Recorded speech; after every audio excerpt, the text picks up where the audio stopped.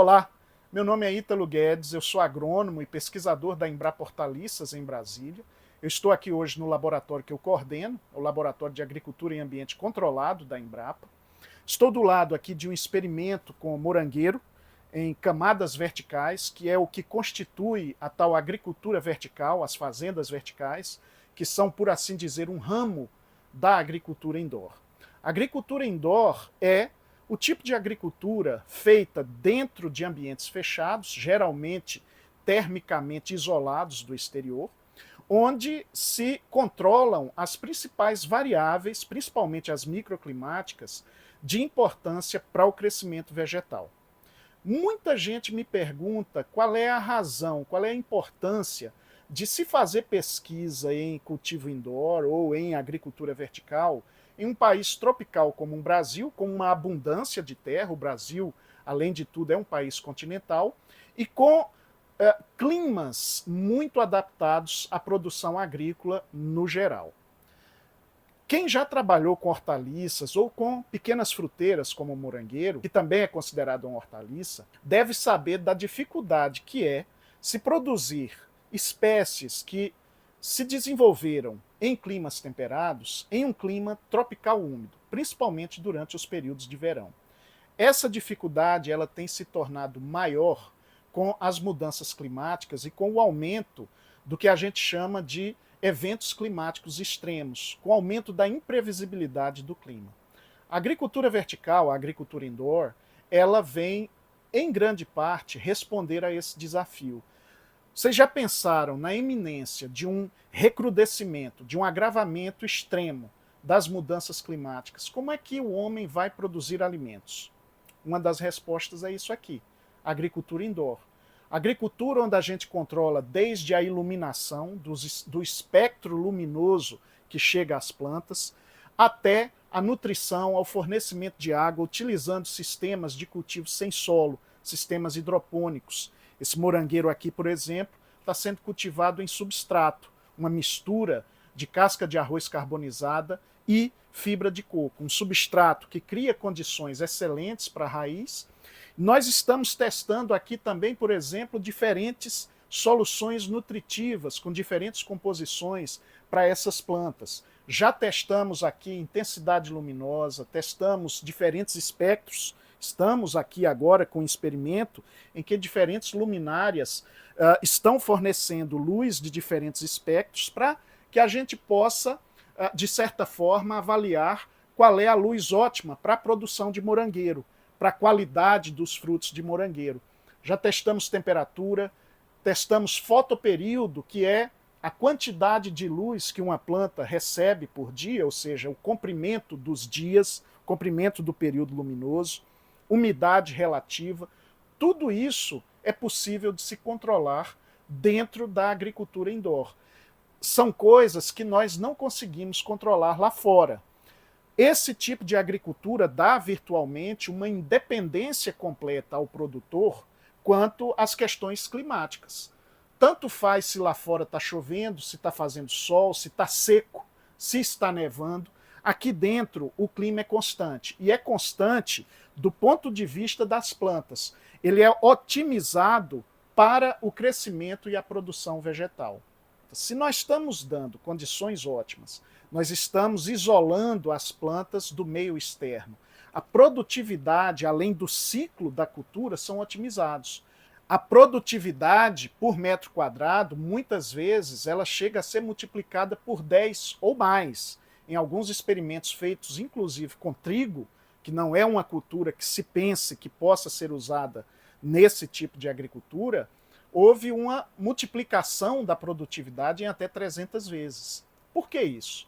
De novo, porque nós estamos dando condições ideais, a luz ideal, na intensidade ideal, a temperatura que a planta mais demanda, o fotoperíodo ideal para o crescimento vegetal, a nutrição, a quantidade de água e, além de tudo, como há um isolamento físico dessas plantas, não há acesso a elas por parte de organismos indesejados, as pragas, os micro-organismos patogênicos que causam doenças a essas plantas.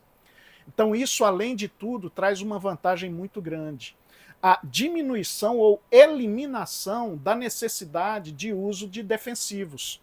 Isso é uma preocupação muito grande na produção de hortaliças, uma vez que a maior parte das hortaliças, assim como das frutas, são consumidas cruas.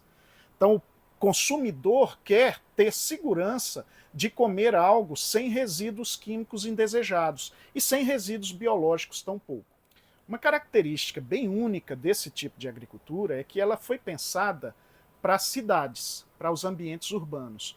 Um dos grandes problemas alimentares hoje no mundo, na verdade um problema de distribuição de alimento, é o que nós chamamos de desertos alimentares. São aquelas regiões onde é muito difícil e caro ter acesso a alimentos frescos, como hortaliças e frutas.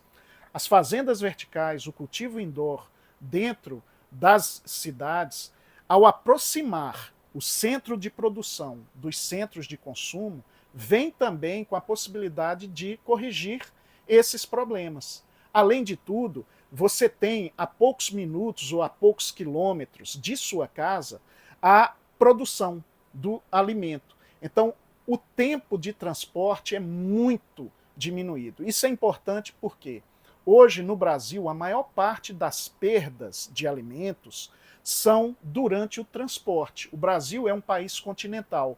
Vocês imaginem um tomate sair do interior de Goiás e, por meio de estradas de baixa qualidade, muitas vezes sem uso de cadeia de frio, chegar lá em Manaus, lá em Belém.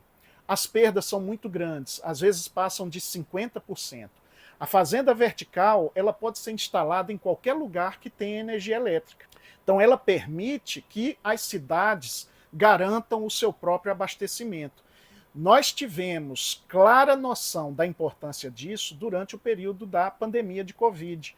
Principalmente no início da pandemia, foi muito grande a preocupação com o desabastecimento das cidades.